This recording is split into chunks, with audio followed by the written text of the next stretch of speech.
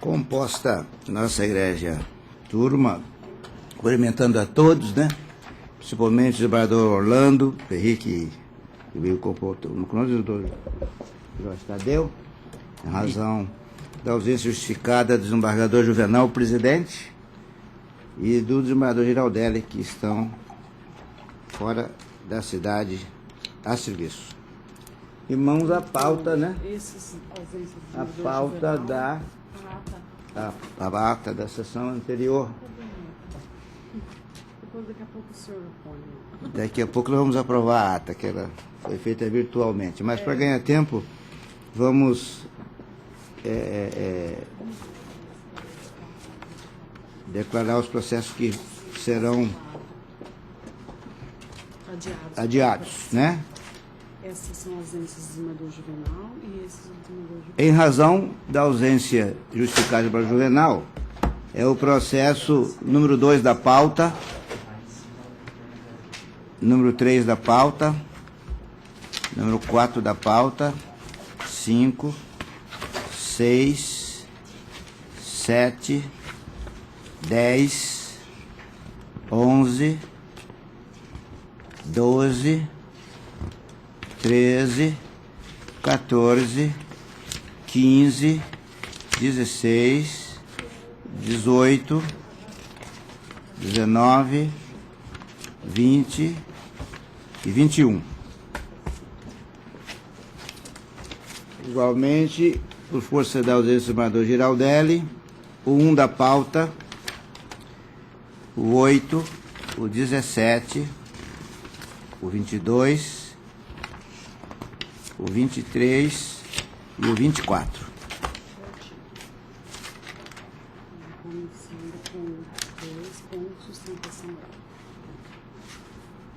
A pedido do advogado Luciano Augusto Neves, vamos pôr em julgamento o 2 da pauta complementar da minha relatoria.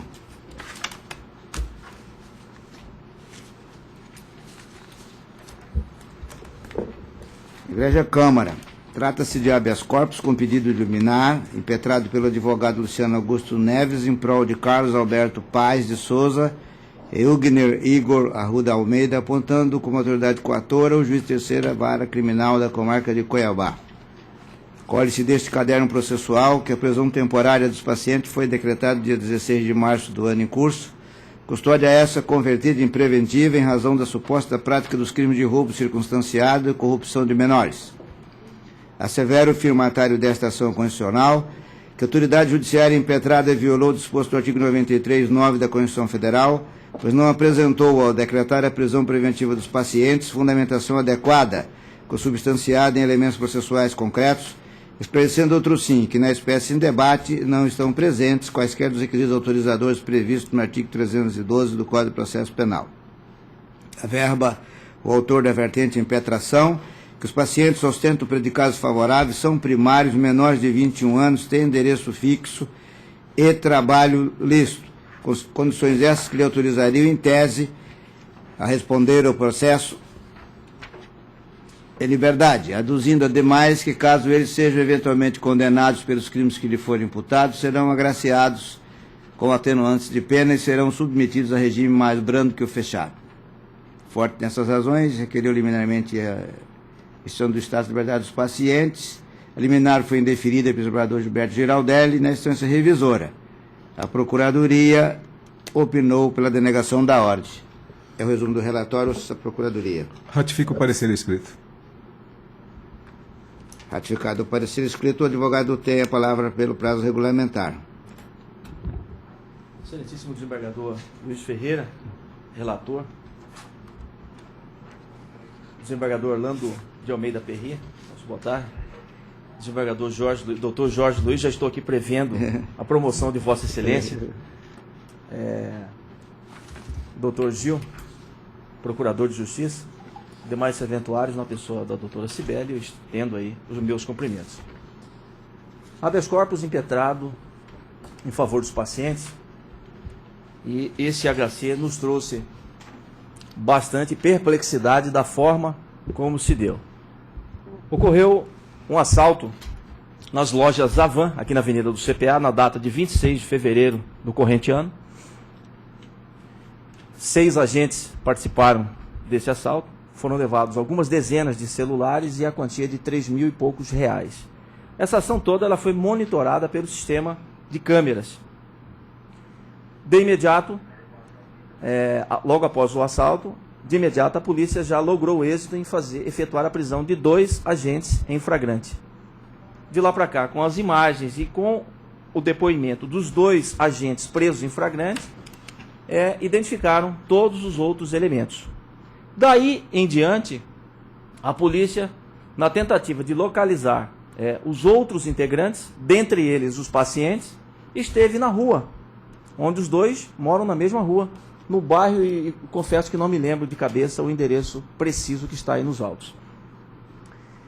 Sabendo que tinham praticado o assalto, procuraram constituir advogado. E eu fui constituído por um dos pacientes e a doutora Jaqueline por outro. A nossa orientação foi, de imediato, levá-los até a delegacia de polícia de roubos e furtos. Fui o primeiro a proceder dessa forma, procurei a delegada que estava conduzindo as investigações, a doutora Janira.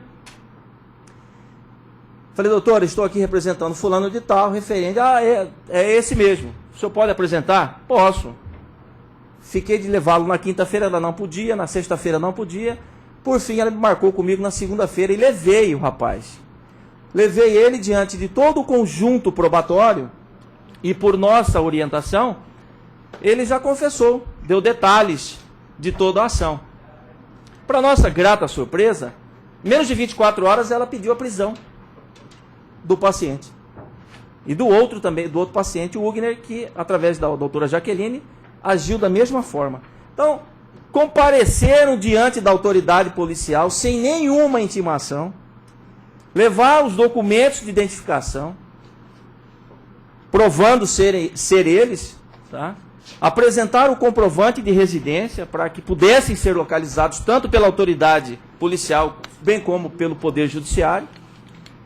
Confessaram a prática delitiva, são menores de 21 anos e são primários. E o que mais causou espanto é que, menos de 24 horas, a autoridade policial pleiteou por uma prisão provisória, a coimada autoridade coatora deferiu, e o que se viu numa manhã de sexta-feira, no dia 17 do mês passado, foi um verdadeiro show pirotécnico. Uma centena de agentes, umas 30 viaturas, todos eles encapuzados com forte armamento e 2 helicópteros para efetuar a prisão de 2 agentes que estiveram menos de 24 horas diante da autoridade policial, confessaram o delito e estavam devidamente identificados. É um absurdo. Então, no nosso humilde conhecimento, eu que sou um estudioso, mas lutando ainda, um aprendiz de advogado, entendi que é um exagero. Então, faltou sim elementos idôneos para fundamentar esse decreto preventivo que veio após a provisória. E mais, o Poder Judiciário precisa ficar atento a essas situações. Nós vivemos hoje um caos em Cuiabá, com a violência que se descambou, tanto no furto como nos roubos e homicídios, e a polícia sequer move uma palha para tentar identificar outras ações. Quantos R$1.000 não foram gastos para efetuar a prisão de 2 agentes que estiveram dentro de uma delegacia, prestaram depoimento, confessaram a prática delitiva, menor de idade, e quando chegar a prolação da sentença, serão condenados, tanto pelo roubo como pela corrupção de menores, porque tinha um menor envolvido, não vão ficar na cadeia. Eu não tenho conhecimento de quanto custa aí 1 hora de voo de um helicóptero, mas não sou bobó, cheira para imaginar que custa pouco. Então eu acredito aí, excelências, que falta um bom senso também por parte dos magistrados em assinar qualquer pedido do Ministério Público. Porque neste caso, na nossa humilde visão, a falta de fundamentação é latente. O decreto preventivo padece de uma aridez profunda. E são situações que não havia a necessidade de chegar ao ponto que chegou. Então, é nesse sentido que nós estamos, mais uma vez, clamando para que possa realmente se restabelecer a justiça, para que os agentes possam responder à ação. Repito, mais uma vez, está nos autos. Eu apresentei o Carlos, a doutora Jaqueline apresentou o Ugner. Apresentaram de forma espontânea. São menores de 21 anos, confessaram. No final serão merecedores de 2 atenuantes. Condenados serão, porque são confessos e estão devidamente identificados, tanto por testemunho dos agentes que foram presos em flagrante delito, bem como pelas imagens, filmagens e pela confissão espontânea de ambos. Então, é nesse sentido que nós acreditamos no restabelecimento da justiça, que, de fato, possa, assim, entender vossas excelências. Muito obrigado. Doutor Luciano, parabéns pela brilhante peça oratória. Ilustres pares, como se viu, a tese do ilustre advogado é que a decisão seria desfundamentada. O juiz, ao decretar a prisão preventiva, ao transformar a prisão provisória e temporária em preventiva, entendeu, né, que havia, no modus operandi dos agentes, uma periculosidade que lhe deu condição de decretar a prisão. Esse ele escreveu: analisando detidamente os autos, verifica-se que Carlos Alberto, Jurandir, Ugner, Ellen, Caroline e Brito agiram de forma extremamente audaciosa, invadiram o estabelecimento comercial, anunciaram o assalto, amedrontaram os funcionários que ali se encontravam, apontando as armas de fogo contra as cabeças dos funcionários, conforme inúmeras fotografias aportadas aos autos, agindo desnecessariamente com violência, já que todos estávamos colaborando para que a cena logo se findasse, vindo a subtrair do local inúmeros aparelhos e celulares.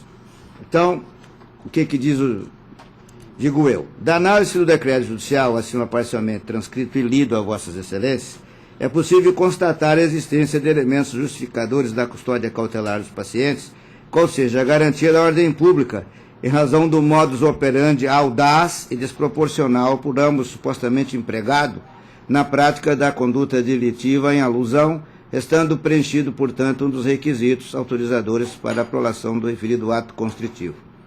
E tal afirmação impõe-se porque, da análise do ato decisório supramencionado, apreende-se que os pacientes teriam, em tese, se associado a outros 3 comparsas e aliciado um menor, sendo um dos acusados ex-funcionário da loja Avan, que, munido de informações privilegiadas, arquitetaram a conduta delitiva em referência. Ato contínuo, os acusados, em tese, adentraram no referido estabelecimento comercial, munidos com arma de fogo, subjugaram as vítimas, ainda que essas estivessem colaborando com os criminosos, oportunidade em que foram subtraídos R$ 3.100 e 95 celulares, circunstâncias essas que constituem elemento subjetivo identificador do perigo libertatis, restando patente, pois, a necessidade da manutenção da custódia provisória para a garantia da ordem pública. Aí eu trago a jurisprudência nossa daqui e o Superior Tribunal de Justiça, agora em 15 de abril, decidiu. O Superior Tribunal de Justiça possui entendimento consolidado no sentido de que não há constrangimento ilegal quando a prisão preventiva é decretada em razão da gravidade concreta da conduta delituosa evidenciada pelo modus operandi com que o crime fora praticado. No caso dessa hipótese aqui, o crime de roubo foi praticado mediante uso de simulacro de arma de fogo, aqui é simulacro, lá havia arma verdadeira. E há indício de que o recorrente teria, na mesma data, roubado outro estabelecimento comercial, que justifica sua segregação cautelar. Então, o que nós temos em mente e sob exame na mesa é o modus operandi audaz e, acima de tudo, perigoso, porque eles eram 3 ou 4 e um menor, o povo já subjugado, revólver na cabeça, e essa coisa e tal. Por essas razões, eu estou a comparecer, estou denegando a ordem. Como vota, vereador Orlando? Eu acompanho Vossa Excelência porque, como bem destacado no voto, o modo audacioso e violento, a violência da ação faz presumir a possibilidade, ou melhor, a probabilidade de reiteração delitiva, né, que é o motivo justificador da prisão cautelar quando fundada na garantia da ordem pública, de modo que eu acompanho integralmente. Doutor Jorge. Apenas em homenagem à douta defesa, sempre brilhante por parte do eminente advogado, eu gostaria de registrar aqui que também não concordo com ações espetaculosas. Não seria necessário, bastaria alguém mandar lá e prender, haviam se apresentado. E nós precisamos de alguma forma registrar que isso não é o modus adequado do aparelho policial agir. No entanto, verifico além dos fundamentos trazidos aí pelo doutor relator o fato de os agentes agirem em local que sabidamente havia câmeras de filmagem. Olha a audácia, né? Sabendo que serão identificados, né? Isso de fato demonstra uma audácia acima do normal, além de envolver um menor, iniciando um menor no mundo do crime. Tudo isso faz exacerbar digamos assim, a gravidade do delito. O modus operandi mais a gravidade do delito são suficientes para manter os agentes na prisão cautelar. Acompanho Vossa Excelência. Então, por unanimidade, de negociar a ordem, sintonia com parecer. Então, boa tarde, Luciano. Agora, vamos aprovar a ata, né? Pedindo escusas dos pares, vamos aprovar a ata da sessão ordinária que foi submetida aos outros componentes da Câmara e não houve, por parte deles, nenhuma retificação a ser feita, portanto, dou-a por aprovada. Agora vamos ao 2 da pauta. 2 da pauta. Cadê o 2? Deixa eu ver aqui. 1 da pauta. O 1 da pauta é o habeas corpus impetrado pelo advogado Márcio Guimarães Nogueira em prol de Everton Santos da Silva, dizendo que ele está preso em razão da suposta prática do crime de porte legal de arma de fogo de uso restrito com numeração reprimida. A verba que ele tem, que a segregação é medida extremada, que o paciente eventualmente condenado pode ser submetido a regime mais brando, diz que ostenta predicados favoráveis e que a autoridade não apresentou, como sempre dizem, fundamentação adequada. A Procuradoria opinou pela denegação da ordem. Ratifico o parecer escrito. Aqui eu vou ler a minuta, né? Porque eu estou denegando a ordem, por quê? Não há falar-se em ausência de fundamentação, porque apresenta embasamento concreto a decisão, com fluxo na preservação da ordem pública em decorrência da contumácia delitiva do paciente, que ostenta uma condenação e responde a outra ação penal em razão da prática reiterada de delitos patrimoniais. O que significa dizer que ele faz do crime seu modo de vida. Então, eu estou denegando a ordem. Acompanho. Então, a unanimidade denegou-se a ordem de sintonia com o parecer. O 3. O 3 foi o advogado Adriano José da Silva em favor de Cleudeir Costa de Carvalho. Cleudeir foi preso em flagrante pela suposta prática dos crimes de lesões corporais do âmbito doméstico. Está 11 meses e a instrução ainda não finalizou. A Procuradoria opinou pela denegação da ordem. Ratifico o parecer escrito. Entretanto, em dissonância com o parecer, estou concedendo a ordem porque está claro o elastério, e o elastério é culpa exclusiva da estrutura judicial, e por conta disso eu estou concedendo a ordem para relaxar sua prisão preventiva, determinando a expedição de alvará de soltura, se por outro motivo não estiver preso. Embaixador Orlando? De acordo. A unanimidade de conceder a ordem em dissonância com o parecer. 4. 4 é o advogado Ari da Costa Campos, em prol de Teone Lomes da Silva, que se encontra preso desde 7 de julho de 2015, em razão suposta da prática dos crimes de tráfico de droga, associação para tal finalidade, receptação e corrupção de menores. diz que está segregado há mais de 270 dias sem que tenha sido ouvido em juízo. Até ontem, uma moça. Afirma o signatário da impetração que foi expedida uma carta precatória à comarca de Rondonópolis e até hoje esta missiva não foi cumprida. O procurador José Benedito Xavier de Souza opina pela denegação da ordem. Ratifico o parecer escrito. Eu estou denegando a ordem.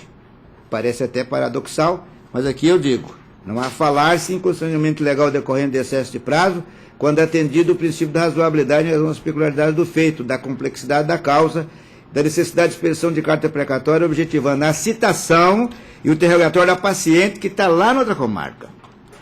E não existe, portanto, desídia do condutor do feito e pleitos meramente protelatórios do órgão ministerial. A falta de fundamentação também eu afasto, porque a prisão foi decretada em razão do modus operandi gravoso, consistente no aliciamento do próprio filho para entregar entorpecente. Além de ter sido flagrado na posse, ela, de quantidade e razoável, quantidade e variedade razoável de droga. Aí vem também aquele princípio segundo o qual, se vier a ser condenado, poderá sofrer um apenamento mais leve, também não se aplica, porque esse princípio aqui tem que ser afastado, uma vez que, antes da sentença condenatória, transitada em julgado, toda e qualquer constrição tem caráter provisório e cautelar, que não se confunde com o cumprimento de pena. Isso autorizando concluir que o carceramento processual, ora em discussão, não viola nenhum dispositivo legal. Então estou, em consonância com o parecer, denegando a ordem. De acordo. Unanimidade de negar a ordem em consonância com o parecer. Este aqui é o advogado Natalício Vila Maior em prol de Vinícius da Silva. O Vinícius foi preso em flagrante dia 14 de março. Essa prisão foi convertida em razão da suposta prática do crime de estupro. E a Procuradoria opina pela denegação da ordem. Ratifico o parecer escrito. Estamos denegando a ordem. Quer discutir, mas a autoria não cabe dentro dos limites estreitos, né, do habeas corpus. Então, afastamos essa tese. Depois, falta de ausência de fundamentação também não existe, porque o crime de estupro ele já traz em si, né, aquela gravosidade implícita a esse tipo, né, de injusto penal. E ele tem uma contumácia diretiva, uma vez que tem um mandado de prisão em aberto contra ele e responde a outra ação penal em razão de suposta prática de crime sexual. Portanto, estamos diante de um Ricardão aqui que não tem recuperação. Então, estamos denegando a ordem, se eu digo parecer. Como voto? De acordo? Unanimidade, denegou-se a ordem em sintonia com o parecer. Ricardão nem diria, porque Ricardão é bico fino, né? Isso aqui é outro nome que tem que ser dado a ele. Vamos aqui agora, impetrado pelo advogado Lanning Pires Amaral em favor de Leidilene de Souza Cândido. Ela foi presa em flagrante no dia 24 de março, em razão da suposta prática do crime de tráfico, por ter sido apreendido com 7 trouxinhas de cocaína.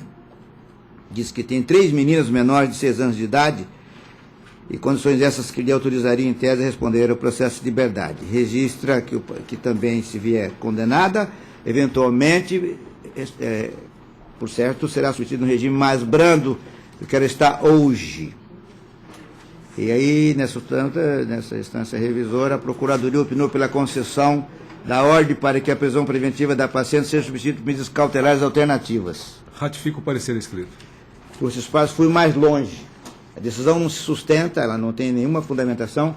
Vou ler o que escreveu o nosso colega lá, da parte de baixo. Ademais, verifique que está presente um dos fundamentos ensejadores da referida prisão, qual seja o da garantia da ordem pública. Porque o crime é gravíssimo, pois o comércio de droga desencadeia uma série de outros crimes, de forma que a prisão se torna, a meu ver, necessário para garantir a ordem pública, evitando a reiteração de outros crimes semelhantes. Então, isso aqui pode ser qualquer coisa, menos fundamentação. Então, estou dando a decisão por desfundamentada e, em consonância parcial com o MP, estou concedendo a ordem para relaxar a custódia cautelar de Leidilene de Souza Cândido, determinando a alvará de soltura em seu favor, se por outro motivo não estiver preso. Desembargador Orlando? Doutor Jorge Luiz? De acordo. Então, unanimidade, em consonância parcial com o MP, concedeu-se a ordem Nós temos do voto do relator. 7. Defensor público Saulo Fanéia Castrelon em favor de Genielson da Silva Campos, que está preso por suposta prática de homicídio qualificado. O autor da impetração disse que a decisão está desfundamentada. E, por conta disso, requereu, naturalmente, a instituição do estado de liberdade dos pacientes. Esta instância revisora, a Procuradoria opinou pela denegação da ordem. Ratifico o parecer escrito. Estou denegando a ordem.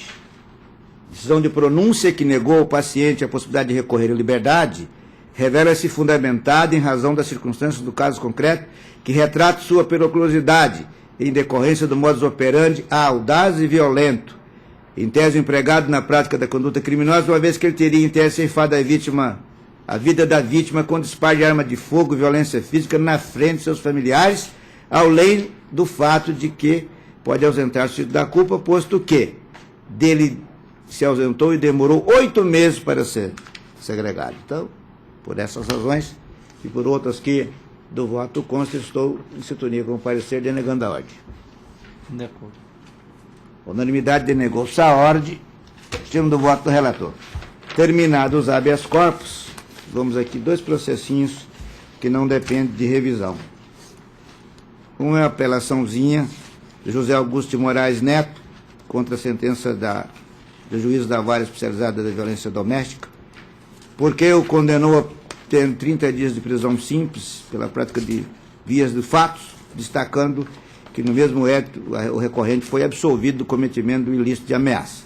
O recorrente pleiteia sua absolvição com base no brocado jurídico do pro-réu ou pela aplicação em seu favor do princípio da insignificância. A Procuradoria opinou pela parecer do Dr. Gil Rosa Fettner, que nos honra com sua presença aqui, quase perto, né? Um alemão, outro japonês, pertinho ali, tem só o Pacífico para atravessar. Então, opina pelo provimento do recurso. Resumo do relatório. Ratifico o parecer escrito. Eu estou negando o provimento, porque, existindo elementos probatórios suficientes para demonstrar a prática da contravenção penal, imputado ao recorrente, restando evidenciado de maneira irrefutável a autoria do ilícito e sua ocorrência, fundada nas firmes declarações da vítima em ambas as fases processuais, corroborados pelos depoimentos extrajudiciais dos policiais militares responsáveis pela prisão em flagrante do recorrente, não há falar sem absolvição. Na esteira de entendimento do Tribunal da Cidadania, não tem aplicação dos delitos com violência à pessoa no âmbito das relações domésticas, o princípio da insignificância, como o da bagatela imprópria, sendo pacífico o entendimento deste Superior Tribunal no sentido da relevância penal de tais condutas. Então, estou em sintonia com o parecer negando o provimento do recurso. De acordo. Este vai pensar 2 vezes antes de dar um tapinha na Margarida, né? Vamos agora ao último da pauta. O 25 é um agravo em execução. O agravante é Rubens Moreira Gonçalves. Ele agrava sob o argumento de que pretende a reforma do exercício de primeiro grau, que o ato perpetrado pelo juízo afronta o princípio da proporcionalidade e razoabilidade, uma vez que o regrediu do regime sob a alegação de falta grave, consistente no descumprimento das condições impostas ao regime semiaberto.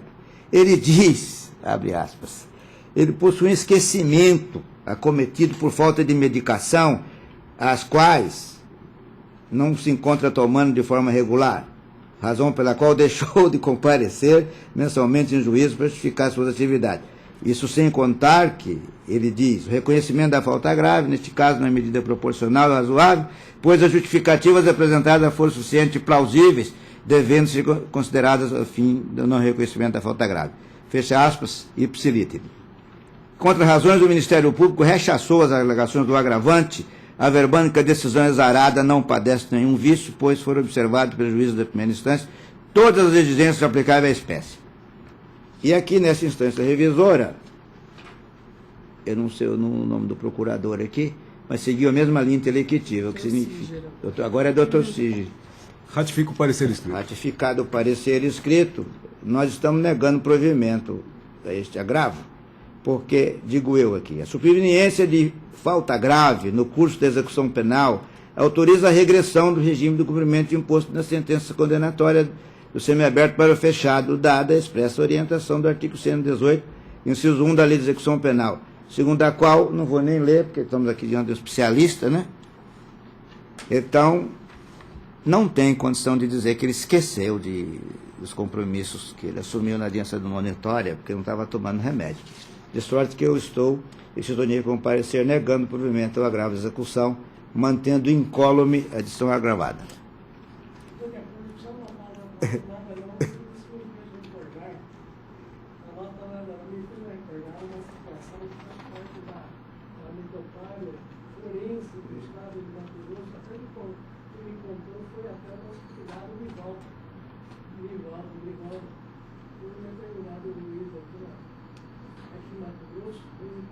Principalmente no início de carreira, e daí no interior teve uma situação que o inquérito, a testemunha foi lá, deu detalhes de como se passou o crime, e aí na hora de se tomar o depoimento da testemunha do juiz, a testemunha do juiz falou, não lembro não, o chefe pegou, eu não disse isso na polícia, não lembro não, doutor.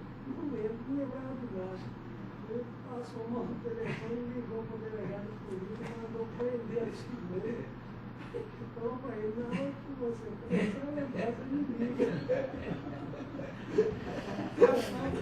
Passava uns 5 dias que a testemunha me aprendeu, depois eu comecei a lembrar. Então, isso foi verdade, isso aí. Eu só queria perguntar para o eminente relator, ele estava usando também tornozeleiro eletrônico ou não? Não. Não? Ele apenas... Ele apenas esqueceu de ir à audiência do monitor. Da audiência das datas, né? Sim, foram marcados várias vezes. Depois se esqueceu, porque o remédio Tá certo. não tinha conseguido, entendeu? Beleza. Beleza, né? Porque o que tem se discutido aqui... Pode ser técnico, o sujeito comprova, né? Não, eu estou dizendo assim, o problema em si é que ele estava, na verdade, em regime domiciliar, né? Ele estava para progredir ele seria advertido para progredir para o semiaberto, ou ele estava prestes a começar a cumprir? Ele estava... Prestes a começar a cumprir, pelo que... Que foi o seguinte, consta-se que foi assim... Foi uma audiência do monitório, ele fixou as condições... Ele não compareceu, tem razão, na primeira audiência ele não compareceu uma única vez. Uhum. Aí ele fez um pedido de reconsideração, o juiz... Marcou outro. Aí ele também novamente não compareceu. Aí o juiz relevou.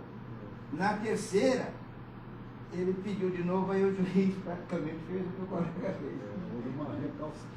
Pela terceira vez, aí o juiz colocou, diante da doença do esquecimento, entre aspas, aí ele não teve outra coisa, considerar a falta grave e regredir o sujeito.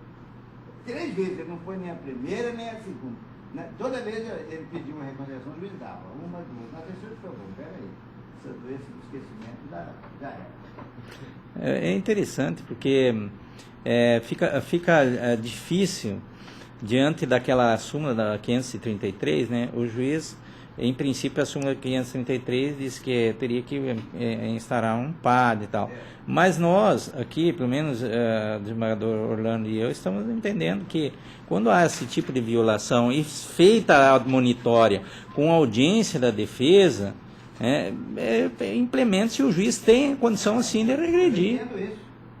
Senão fica muito difícil. Esse aqui é o caso emblemático. Ele realmente não está com nenhuma... Ele foi beneficiado com o regime aberto, hein? Em razão dele exercer estrutura na comarca, porque ele foi para o semiaberto, não tinha comarca. Não tinha semiaberto. Aí ele não compareceu nenhuma vez.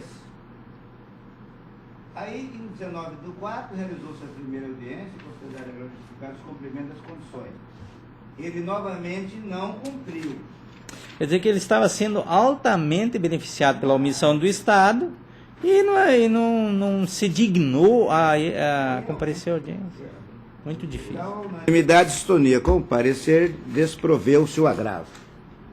E com esse julgamento, damos por encerrada essa sessão, agradecendo a todos, e principalmente os magistrados nominados no início da sessão. Tenho dito. Essa é boa, tenha dito. É das antigas, né?